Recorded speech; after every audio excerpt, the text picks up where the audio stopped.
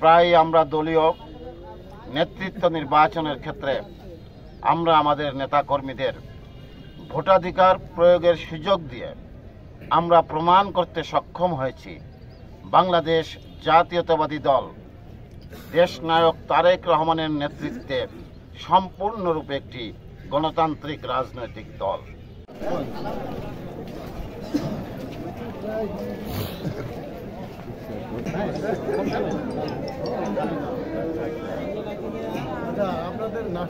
ভোটারের স্লিপ নিয়ে আসেন, তারা দাঁড়িয়ে ভোট দিবেন।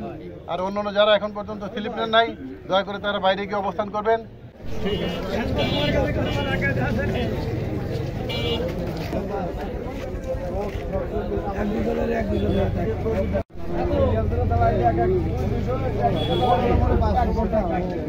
আন্দোলনের মাধ্যমে আজকের এই সম্মেলনের শুভ উদ্বোধন ঘোষণা করবেন। জাতীয় সঙ্গীতের মাধ্যমে